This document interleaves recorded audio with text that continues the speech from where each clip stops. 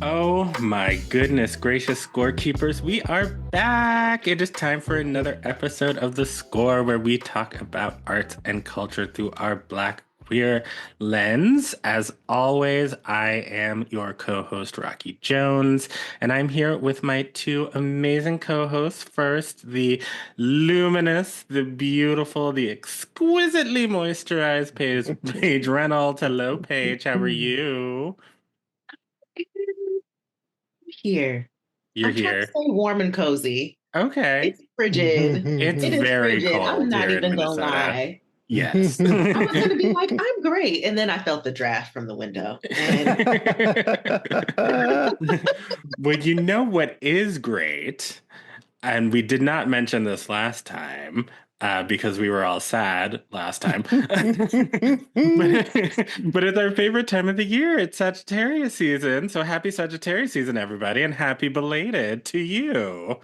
oh, thank you. And happy belated to you. Thank you very much. Thank you very much. So that's something that we can celebrate. We are in our full power Uh-huh. Uh-huh. despite this Mercury retrograde, which is kicking my Ooh. ass today. Mars retrograde too. Mars retrograde. Yes, that is Yeah. that is true. That's a lot. Oh my God. Anyway, and of course, what would we do without our third?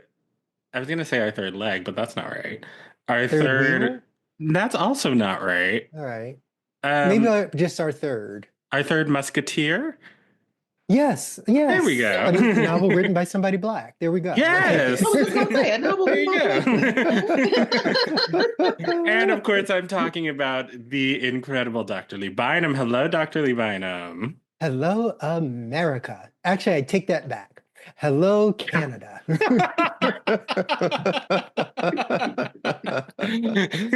I'm still not talking to America. No, we've gotta enjoy these next 5 weeks while there still is an America, I guess. Oh my goodness. But we'll see.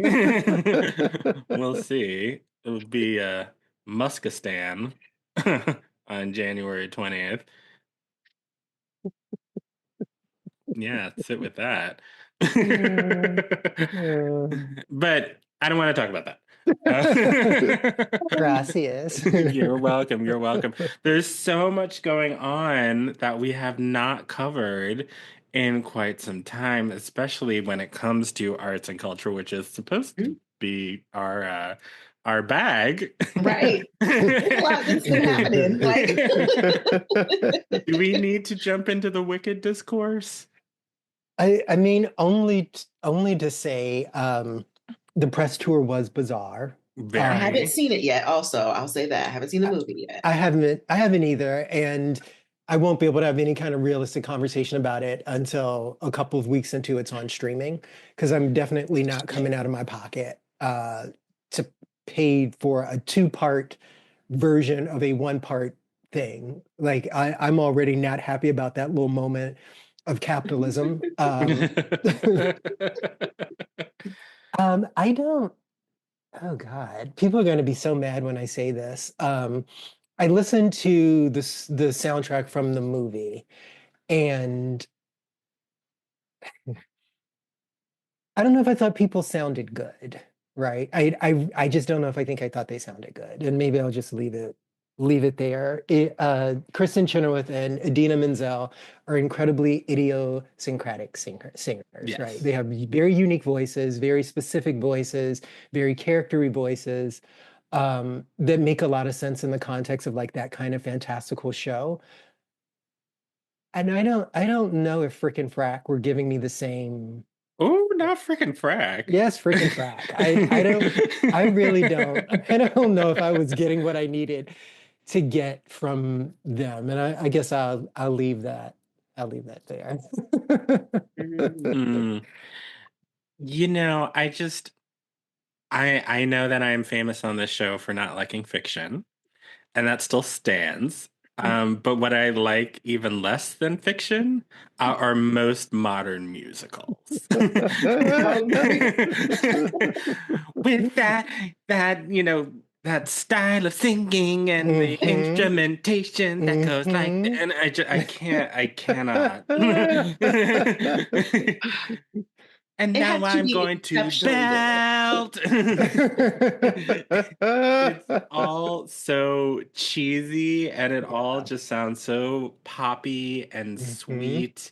And I just cannot do it. And especially, and I'm just gonna, if the sing rapping is your thing, God bless you. It is not for me.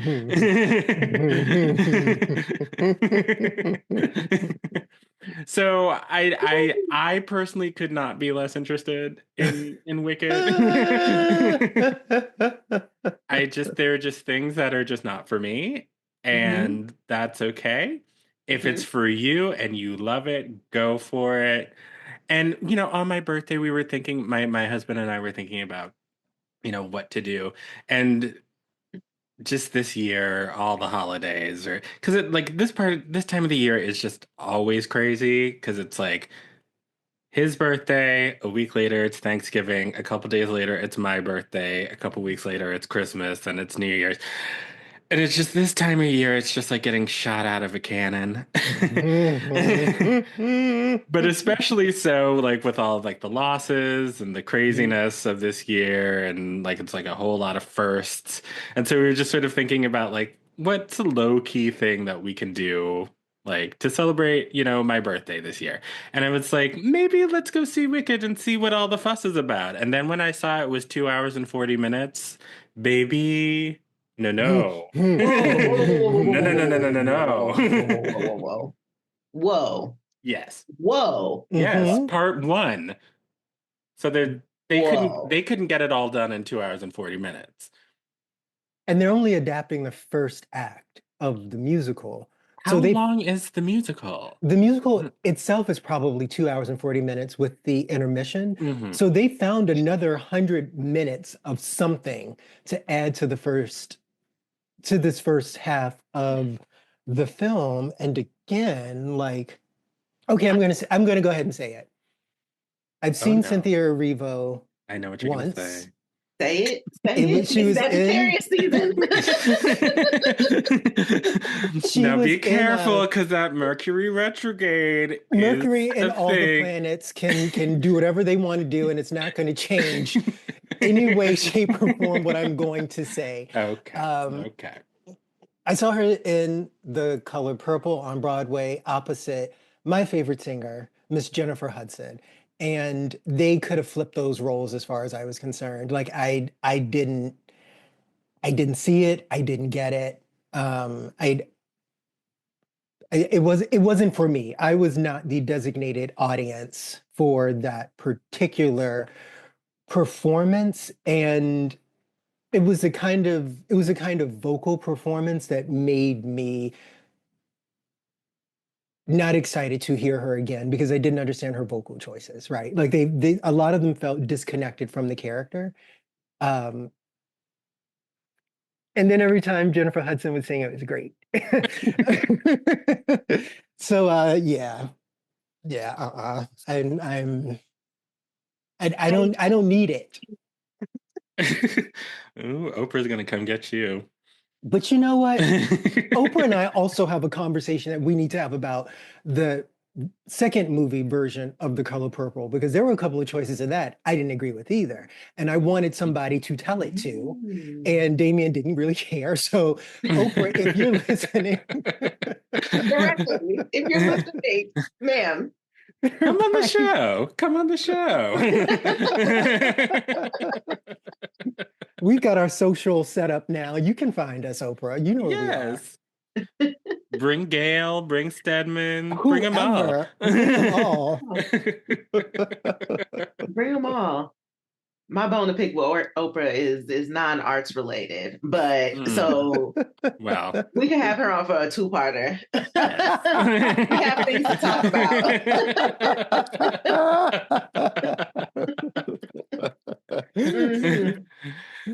Mhm. Well, there is more incredible uh, blackness happening on the stages of Broadway right now. And Lee, you recently went to go see Audra in the new production, all black production of Gypsy. And I'm so curious Did. to hear your thoughts. Yes.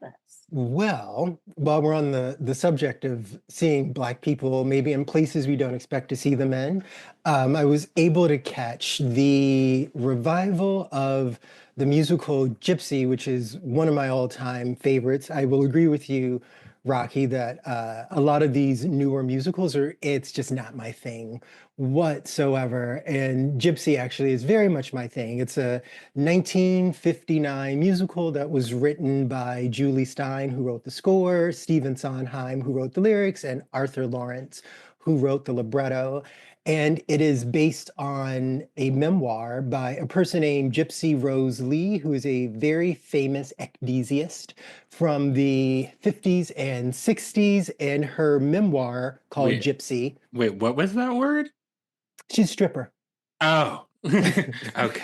A dancer. A dancer, a Okay. dancer. But there was very little dancing, and there's also very little stripping that happened, but neither here nor there. So it's the musical is based on the actual a chunk of the memoir of this actual person who was probably prior to Cardi B, the most famous ecdesiast who anybody had ever heard of. Her younger sister also became a Broadway and film actor of some renown. Her name was June Havoc. And the musical doesn't actually focus on Gypsy Rose Lee. It focuses on the mother, Rose Hovick, who was, you know, in the context of this musical, the greatest and maybe most terrifying stage mother of all time. The musical is subtitled A Musical Fable, right? Because I think the idea is that you're watching this show about a mother who is a little bit of a monster, who loves her daughters too hard and is singularly focused on pushing them to fame, right? And if you take it back 65 years, where it's, you know, pre-social media, pre the ability to be famous for absolutely nothing, right? Like there are people who are famous because their stepfather was an Olympian 50 years ago, right? Like that kind of thing wasn't quite how fame worked in the country. So I think the idea that there was this regular working class woman who pushed her two young daughters to actual fame in things that take some level of skill to do was already interesting in a way that maybe it isn't automatically interesting now, right? Nobody's writing any musicals about, you know, the Kardashians or, you know, any of these other people right now. And hopefully that'll stay. And, you know, I'm Although thinking it about does seem to be giving sort of the Tina and Matthew Knowles story. it. I mean, except I guess they weren't working class. No, not quite. But it is, you know, and now that we have like, you know, Tina and Matthew, or the one I always think of is Joe Jackson, kind of a, you know, hanging in the background kind of a thing. And it's just such an interesting show. The way that the role of Rose, the mother, is written, it is often called the female Lear or the musical Lear because, you know, this idea of this role with all this pathos and this person with these, you know, two ungrateful adult children who are driving them to an early grave, right? Like there really is something spectacular to it. And this particular revival, it's the sixth time it's been on Broadway in 65 years. And I believe of the first five people who have played the role, all five of them were nominated for the Tony, and maybe two of them won. If three of them won, that is correct. Three of them won, two of them did not win. So I was very interested to see Audra in this. But the challenge was this is a sort of a belt-tastic role, maybe the greatest of all belter roles. It was written for Ethel Merman, and it feels like it was written for Ethel Merman, right? And obviously Audra does something very, very different. So when I went in, I was excited to see it. I'm a fan of Audra's. Her 30-year career happens to coincide with my 30 years in New York City. I've seen her every single one of her Broadway performances except for the first one because I wasn't here yet. So definitely a fan. Doesn't mean I don't have a critique of her work, but I am definitely a fan of it. And it was one of the more interesting Broadway productions I've seen. The director, George C. Wolfe, a legend in his own right, was really thoughtful in making the the shift of this being about a Black family make a lot of sense, and doing so without changing any of the lyrics, changing any of the setting or the words, just really having us think about what would need to have happened, at this point in the 20s and 30s, if this were a Black family, what would be the dynamics around colorism? What would be the dynamics around class and race, in order for this story to make sense? And I thought he did a really brilliant job. Like, it all came through, and again, without him having to change any of the words, like it was just very present. I think it was a little bit more challenging to figure out the musical pieces, Mhm. though.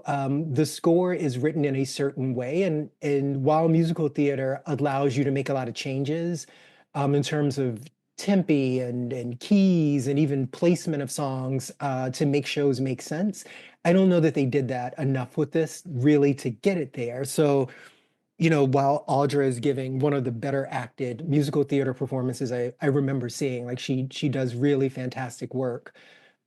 She isn't a belter; she's a soprano, and the some of what needs to happen musically just can't happen. Like, the score isn't written for it to. They knew exactly what they were doing, and I think it kind of bested her in some ways, unfortunately.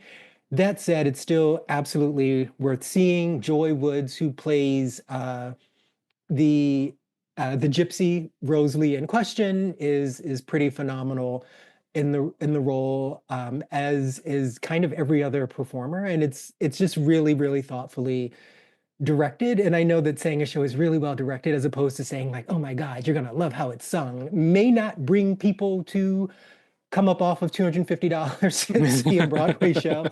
But I hope people who like to think about race in the context of theater do get a chance to see this, because it really is really great work. And I will say, I expect Audra McDonald will be nominated for this role.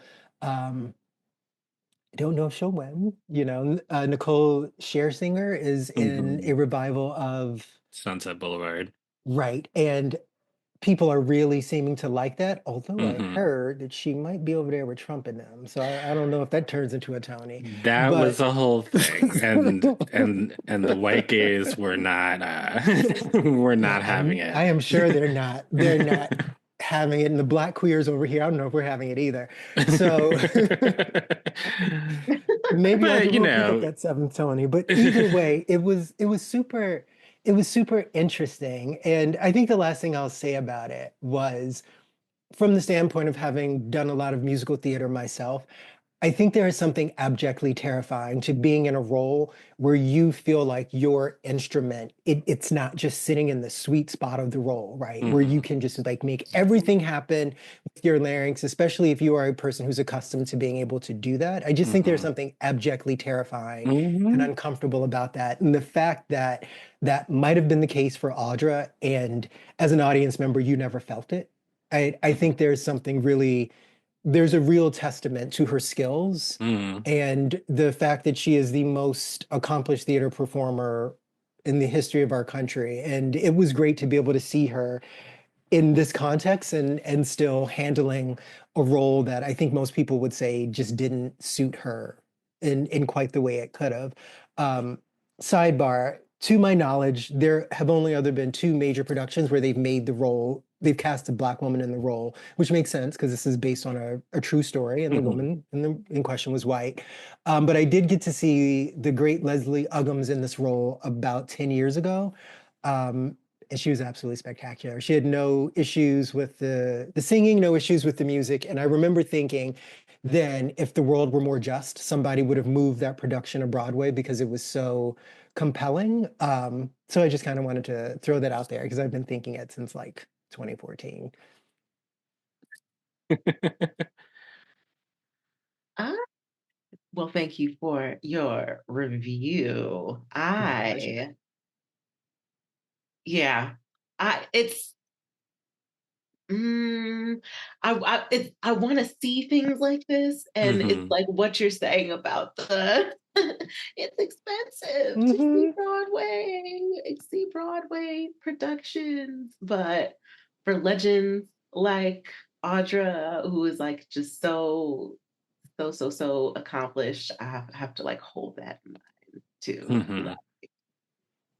And she's such a good actress. Yes. Ooh. Yes. Ooh. She For me, I can settle for some maybe Coco's not being all the way there or all the way the right match for an actress like Audra. And it sounds like that part.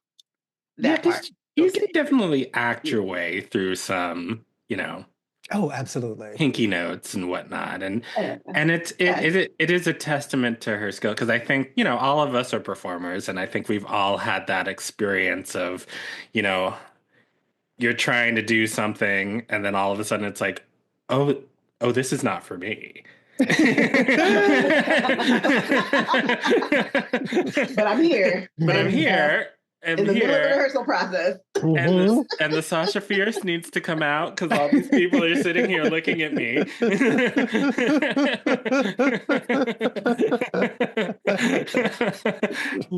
But to be able to to sort of mask that and make choices that allow the character and the story to still resonate and come through, even though inside there's that fear. I mean, I think everyone, you get up on you're singing karaoke in a bar and all of a sudden it's in the wrong key. But that's when you just sort of have to perform, pull it out. Start swinging that microphone, do a split, lip sync for your life. Like all those girls on Drag Race that have to do a rock song, the black girls.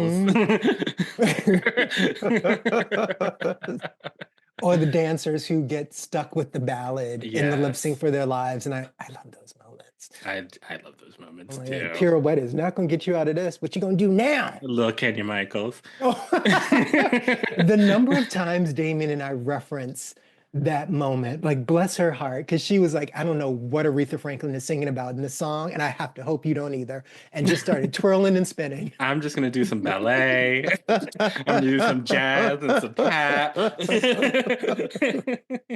Look how this foot is pointed. Oh my goodness gracious. Well, yes, thank you, Lee, for your review, for your good work. Getting out there in the streets. These Broadway streets. Yes. But it is almost that time, as I was talking about before, the holiday time. And we thought we might just have a little conversation about holidays and holiday traditions and what we're up to this year. So 'tis the season, and we'll be right back.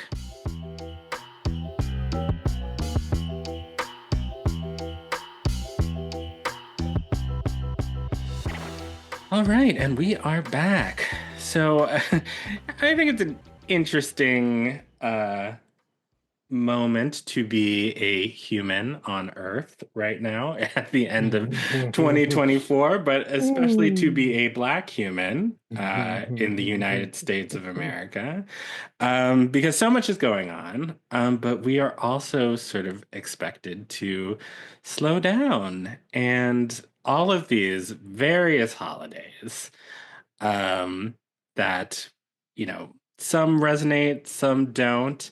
Perhaps some are resonating less than others. And perhaps there are some new traditions that are popping up. And so we're interested because, around the end of November, thinking about the holiday that happens the day before Black Friday, I guess.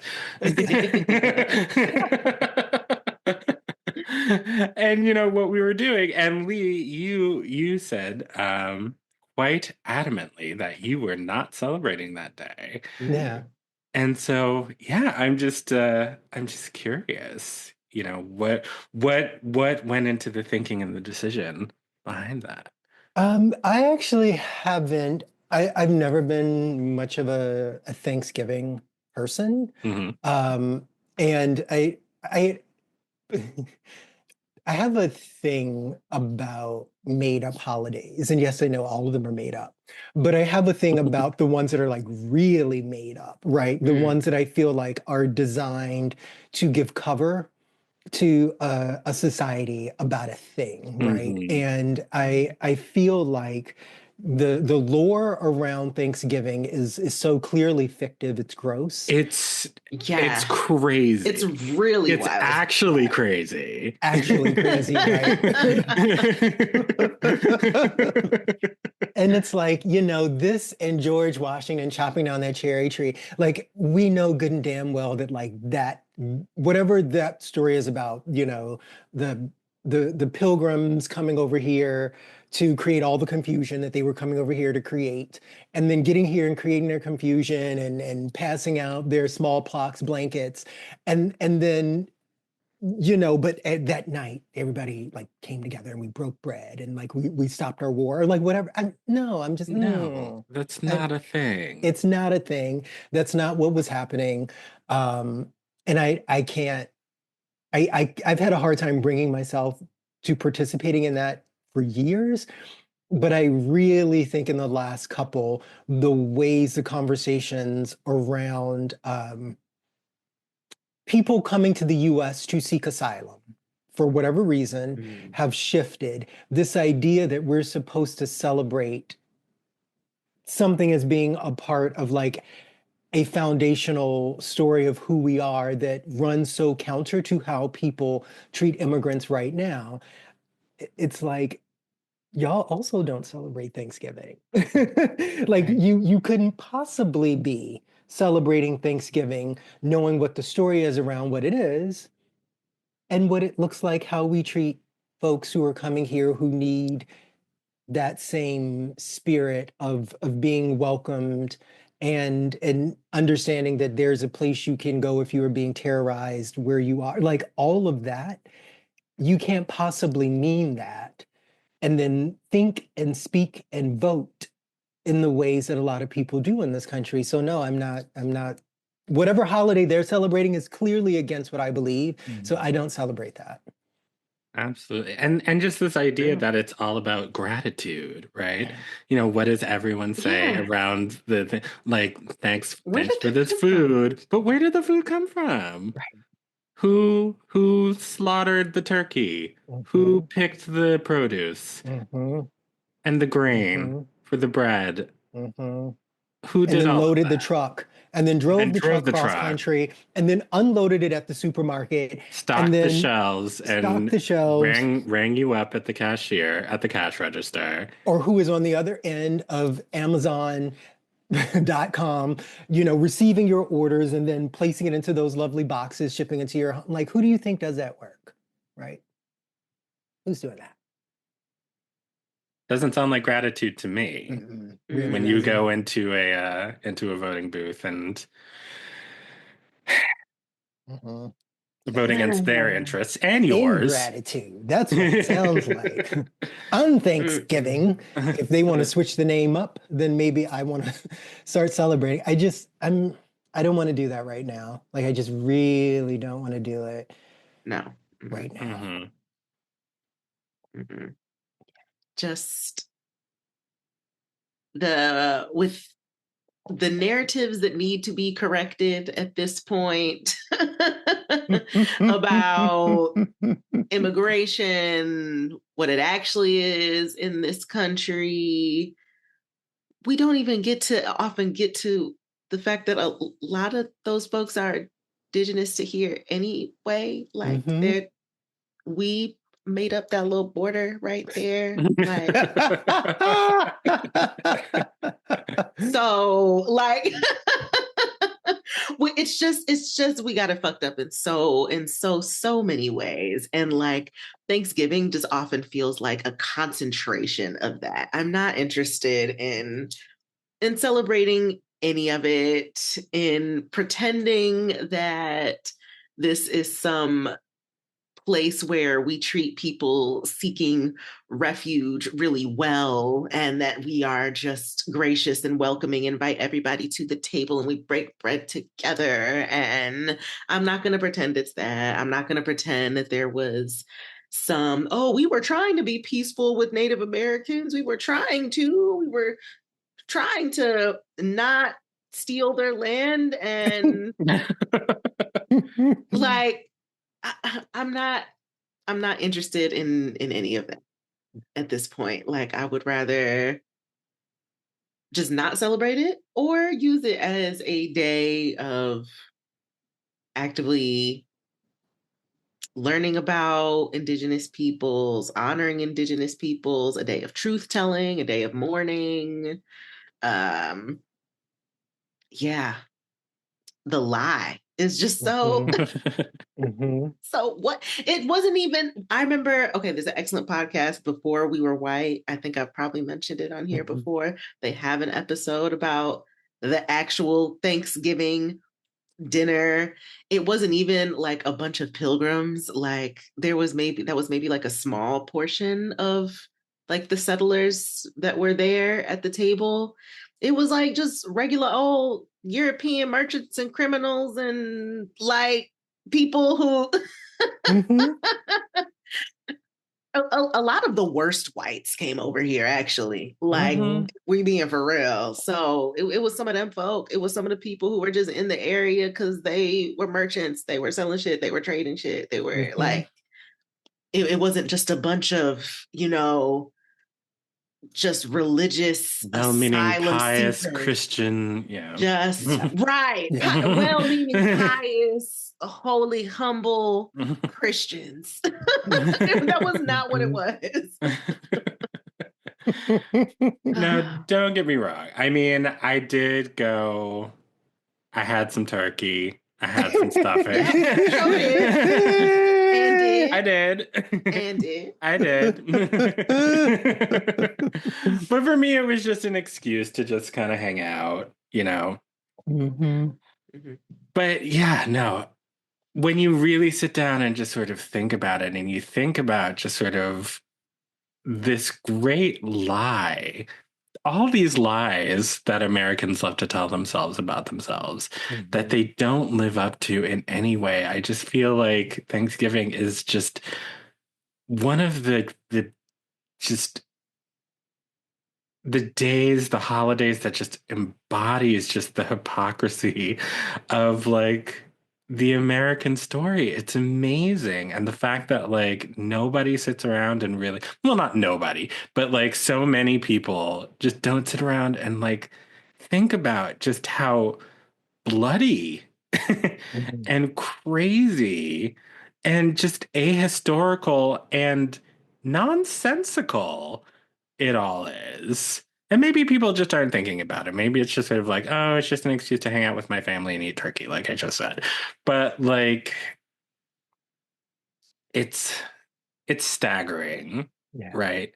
In the same way that like so much of what has happened in the last 6 weeks or so is staggering. But I guess we shouldn't be surprised by that. It's only surprising if you're not paying attention. Yes. Yes. But, that's a weird old tradition. It's just weird, as Governor Tim Walz would say. So what are some of the holidays around this time that do resonate with y'all? Do y'all have any new traditions, or do you have any like stuff that you and your family used to do that still slaps? Yeah.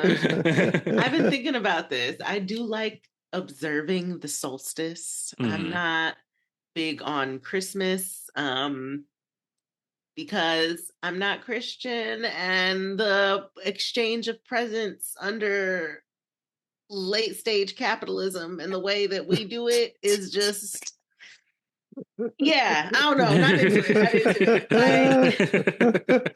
it. Like, seems stressful. Seems like, I don't know, consumerism. I don't know. Well, see, that's what I would say. And like, Lee, when you were in town and we went and had dinner, we had this whole conversation about how I find gift giving stressful, and you seemed flabbergasted. Yes. I mean, especially around Christmas, because it's like getting one for everybody you care about, and like that expectation, like it's different with birthdays. Those are rolling. It's not like everybody at once, or anniversaries or other things. Like Christmas is a different kind of stress, but I enjoy observing the solstice. So I am, these past few years I have been like being intentional about like putting up lights, or making warm wintry drinks, or like I really resonate with like doing something to remind yourself that like the light will return through like the darkest days of the year. I love having like a real tree or wreath because I love the smell of the pine. I'm hoping to go out and find like a mini one soon that can just, sit in my apartment.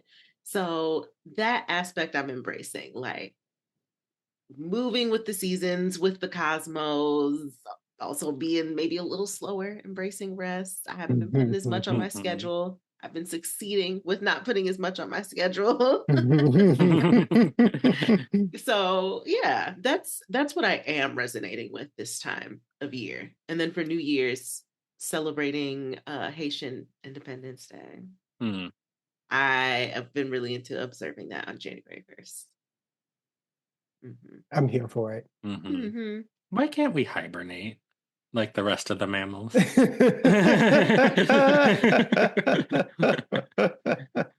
I want to just like pop out for like 1 week of winter, and like do fun snow stuff and like, oh, pretty, and then like hibernate for the rest of it. That might be my ideal. What is fun snow stuff? Or what pop does that out even every mean? few weeks. What does that even mean? See, that you grew up in the North.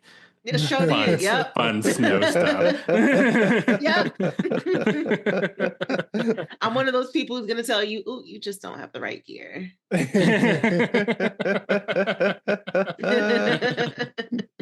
Fair enough.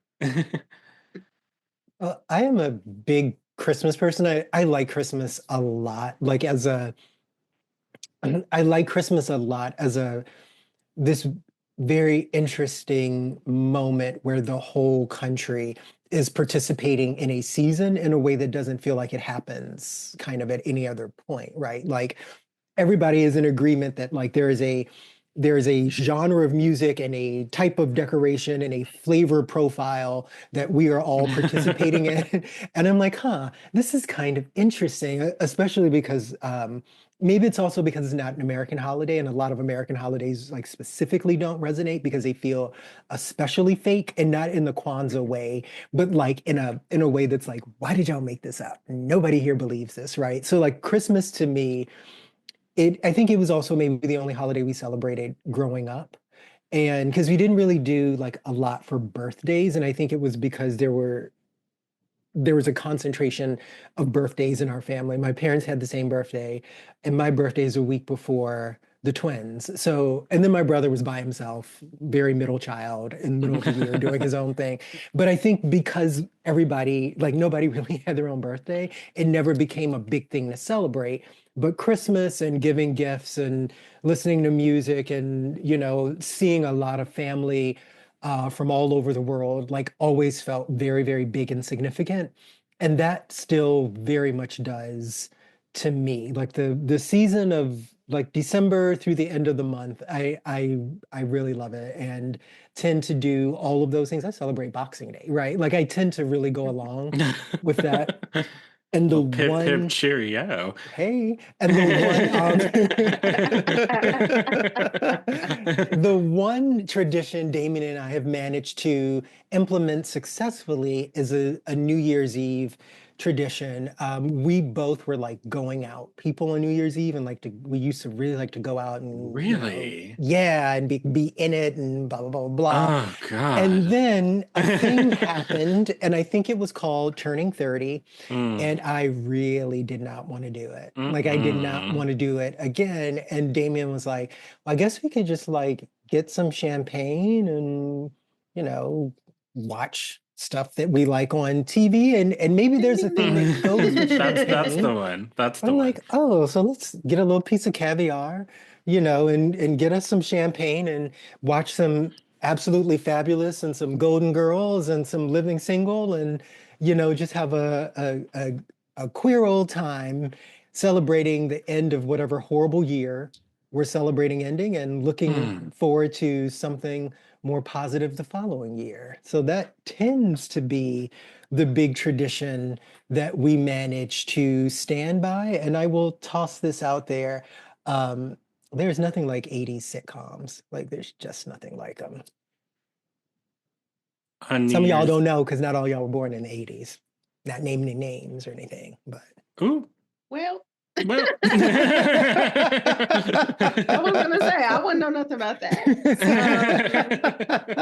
You want to drop recommendations in the chat? I guess. I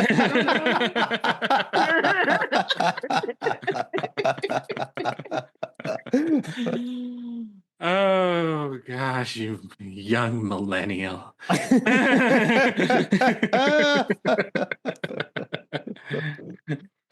Yeah, I mean, I guess I don't have like a huge connection to any of these sort of December holidays. I mean, other than my birthday, which is at the beginning of December, and everyone should celebrate, of course. Um, but even that, I share the same birthday and year as Britney Spears. So, you know, even that day has been co-opted. No,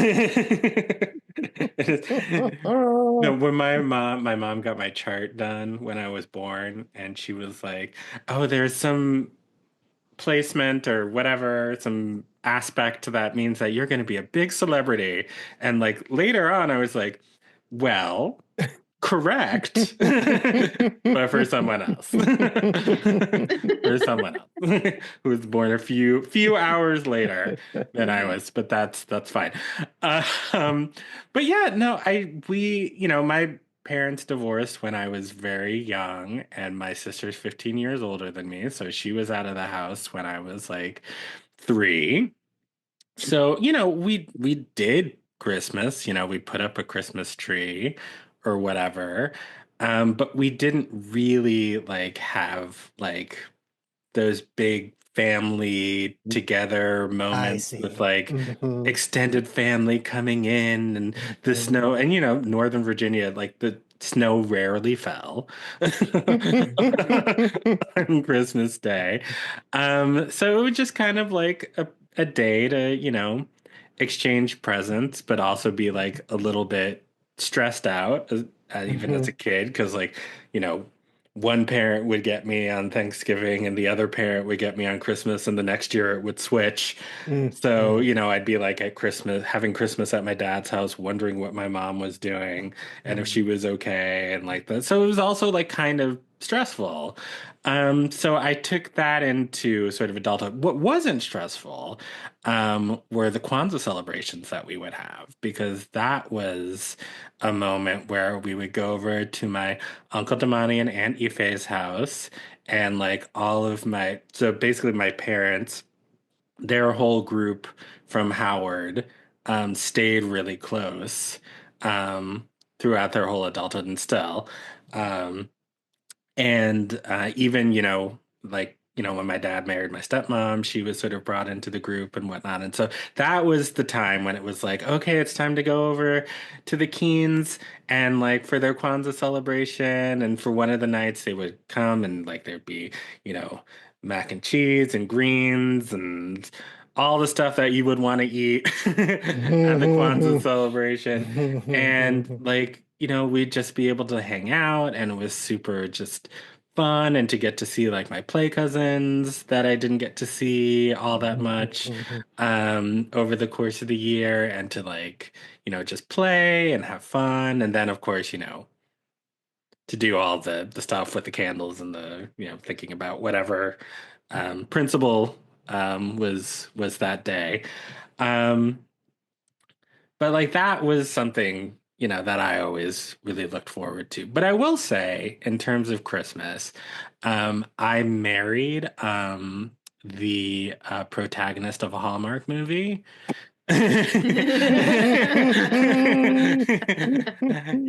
for him, Christmas was like all, Christmas in the Midwest in Minnesota. So it was always snowy and, big Italian family and going over to Nona's and auntie and uncle. And, he has a big family with all the siblings and whatnot. And so for him, Christmas is this huge thing. And, you can, well, I guess you can't see behind me at the moment, but we have the tree in the basement that's up 365 with all the vintage ornaments. We have the tree upstairs.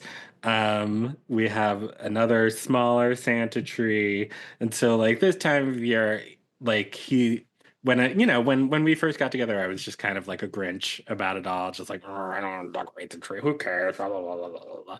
But now I've sort of, especially like this year, like this will be the first Christmas without my dad. To be able to sort of have our new traditions where we sort of, put on Mariah, the Christmas album, and decorate the tree and have a hot toddy. And, Hey. it's just the two of us. And, I do remember very distinctly, like, because, he's also very OCD about his tree.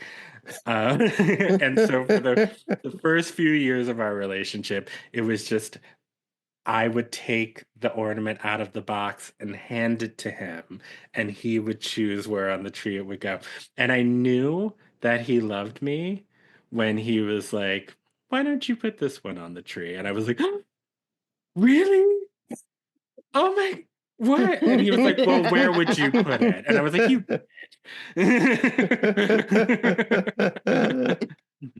But yeah, so making and no, we don't go anywhere for New Year's. God no. That's even when I was in my 20s, it was like I could do a house party, but I'm not like going out in the streets. Like, are you crazy on New Year's Eve? Might as well be the purge. It's like I feel July like I've done 4th it in once or DC. twice.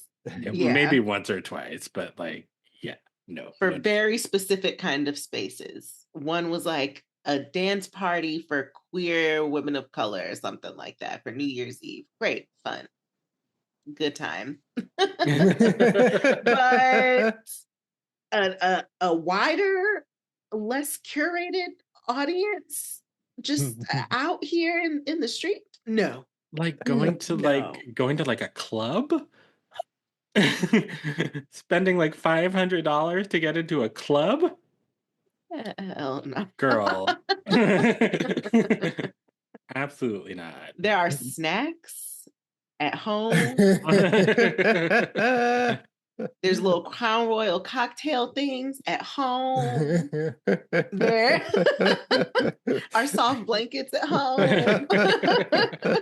Now, what I will say is shout out to my friend Rachel Pryor in Richmond, Virginia, because for a while she was hosting a New Year's party every year. And those parties were super fun. And there was always some shenanigans that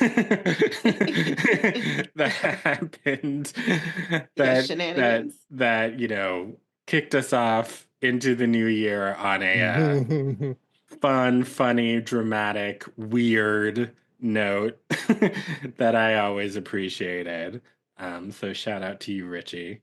And I hope you're having a party. Good Lord. I will say, just so our audience doesn't think I'm a complete maniac, when I loved going out for New Year's the most was when we lived in Hong Kong. And there were a couple of reasons. One, it's not the same holiday there because it's obviously not their New Year. So people would go out, but it's not like it is in New York City, where I have actually never done New Year's Eve in New York City, because it actually does seem a little hazardous, because people here do not know how to act. No. As a general rule. So you add a holiday on top of that and you get nothing but pure tomfoolery. But in Hong Kong, it was always kind of fun because it's a Western holiday. So the people who felt like doing a thing would do a thing. And there were like cute kind of things to do. but it wasn't like New Year's, because when they do Lunar New Year, it's something totally different because it's like weeks long and everybody's giving each other money and everything is closed. So it was a cuter, controlled holiday that was coming like 2 or 3 weeks before the real deal. So that was always my favorite time to go out and celebrate the end of the Gregorian calendar. However, now that I'm back in New York City, I will be celebrating that from the comfort of my bedroom in my silk PJs, wrapped in a blanket, watching the Golden Girls. And I mean that. That is the one. Uh-huh. Because maybe like 5 years ago, I was in New York on like December 30th, and that was enough. That was enough. I'm getting trauma by proxy, even thinking about what that was like. Though I will say it was fascinating because we were out and about that evening. And our hotel was like in Midtown. And so we had to walk through Times Square at like 3 o'clock in the morning, and it was deserted, but it was all set up for New Year's. And it was very eerie. I was going to say that sounds kind of scary, like a zombie apocalypse. It was like it was lit up like it was daytime. It was so quiet that it was actually kind of scary, but kind of cool. Because you never see New York like that. You never see New York just like deserted and quiet.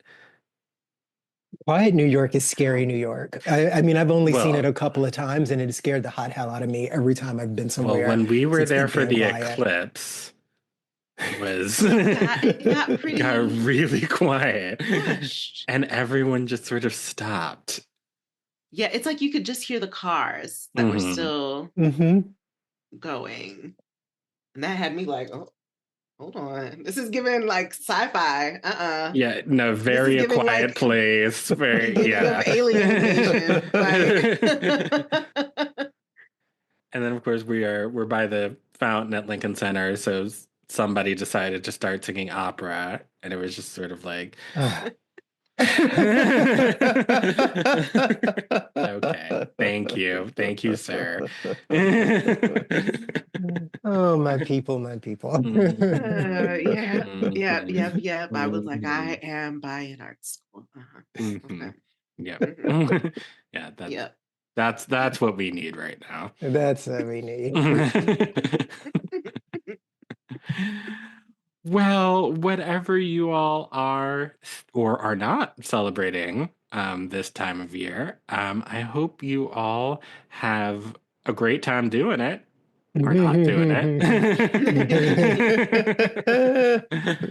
And, of course, we're wishing everyone a safe and happy 2025. I think we have one more Noah's Ark show before the new year. So, I'm sure we'll reiterate this before the year is through. But just hope everyone has a safe and happy season. And we love you all. And we're just so thankful for you all for being a part of our community and for our scorekeepers and for sticking with us and coming back, because it's been a hard year for your for your hosts, but feels like we're back home, and so isn't that what the holidays are all about? Fa la la la la. All right, we'll be right back with Pure Black Joy.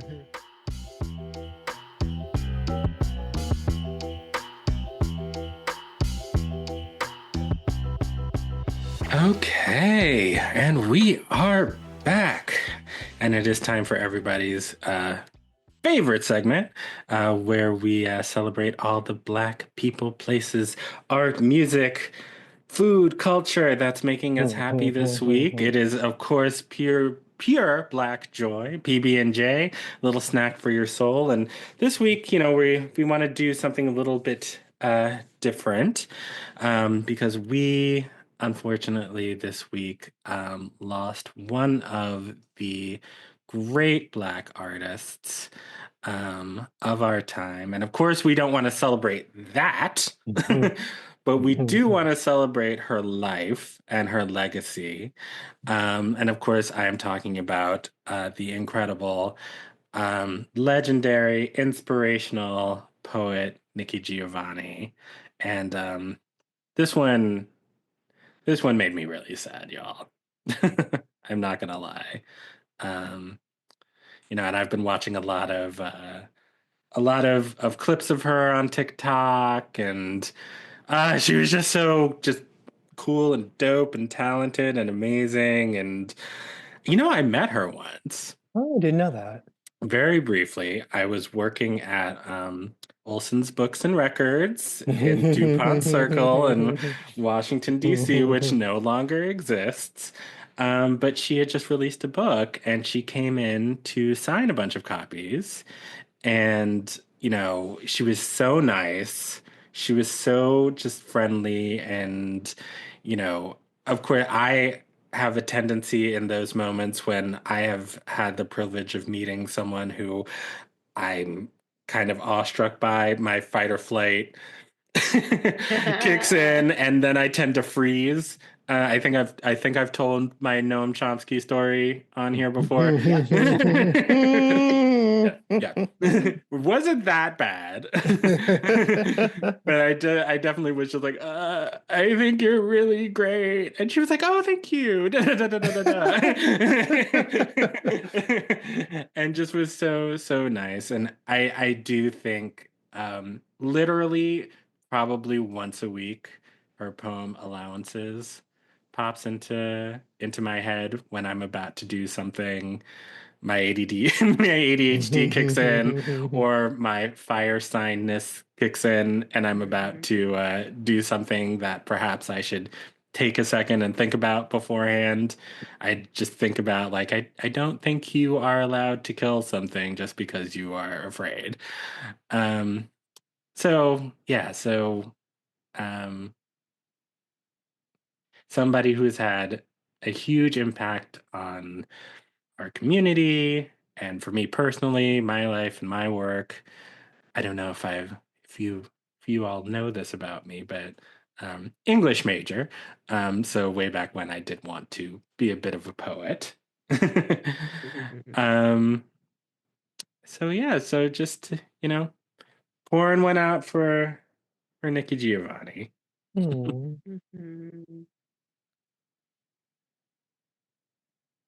That's very, very sweet. And a bit of full circle, considering she studied poetry at Columbia. Maybe Yes. the two of you could have talked about that if your fear of flight hadn't kicked in so intensely. Didn't even think about it at the time. Didn't even think about it at the time. My favorite thing about her is it's very random, but to me, this is the testament to how significant her work was. There is a species of big-eared bat that is named in her honor. Really? Yes. Really? Yes, it's Giovanni's big-eared bat. Don't ask me how I know that. I just randomly have a big fear of bats. But to me, there are not a lot of species, that are named for queer Black people. And, the fact that somebody who, and, just sort of given what we know about, biologists who may not have even been Black themselves, right, had the sort of appreciation for her work, the familiarity with her work, to think to make that connection when they finally discovered their own species of animal, which does not happen every day, right? So there's something that's really beautiful to me about knowing how much she affected people, because this isn't like someone named some poetic device after her, which would make sense, right? They named an animal, and I think that's kind of amazing. And beautiful and deserved, even though it is a very, very scary looking creature. But they're supposed to be good luck. I don't think I knew that, and I'm the most superstitious person I know. Says who? The internet. No, for real. Like we when Dennis proposed to me, we were in Palm Springs, and that night we were sitting in the pool and we had the pool light on, and a bat flew down and hit him in the face. Oh. Yes, while we were sitting in the pool. And we were like, that feels like an omen of some sort. And then we looked it up, and it was like bats come to you and I guess hit you in the face when there's like a big moment to like wish you luck. Oh. Yeah. Oh, And so yeah. it just so happened, like, the night that he proposed to me, a bat hit him in the face. But maybe we just found the right website.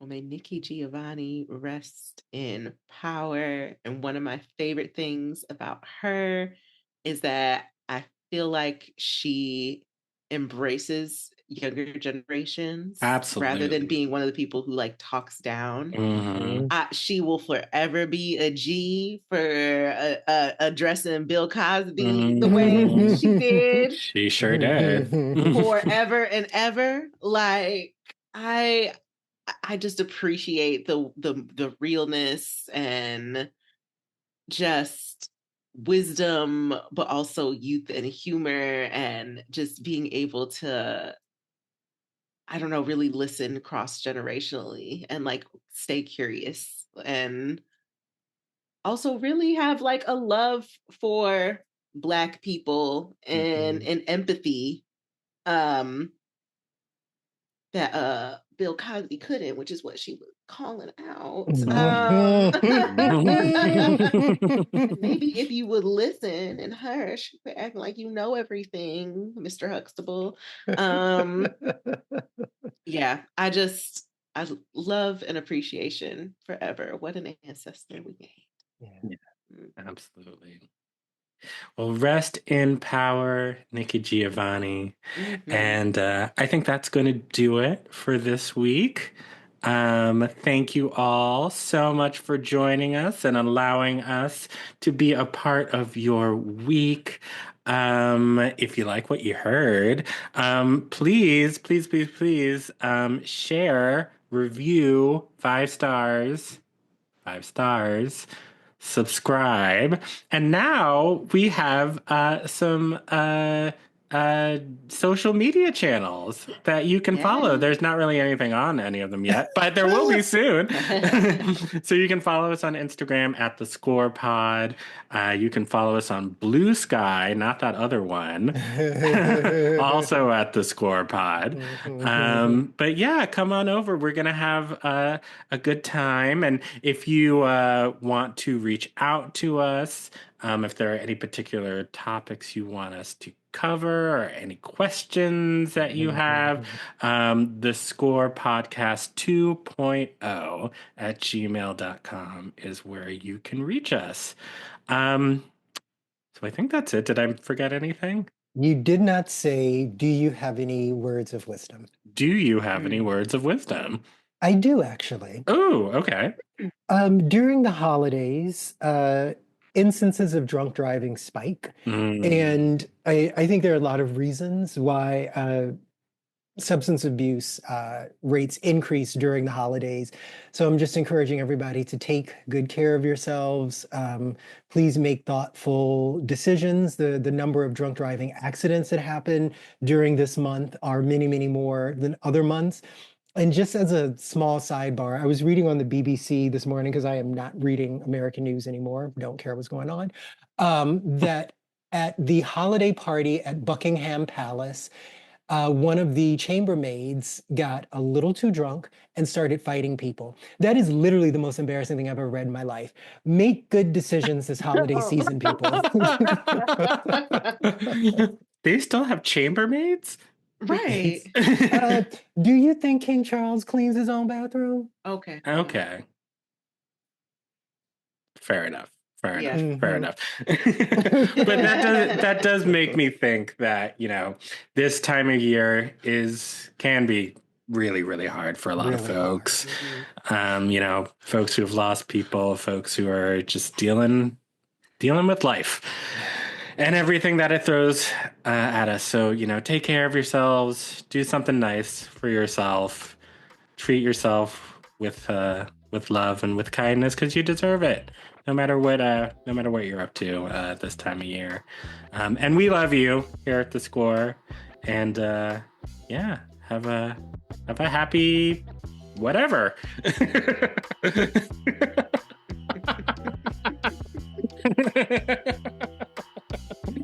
All right, that's it. Let's go. Bye. Bye. Bye, America. I'm so stupid. Oh my God.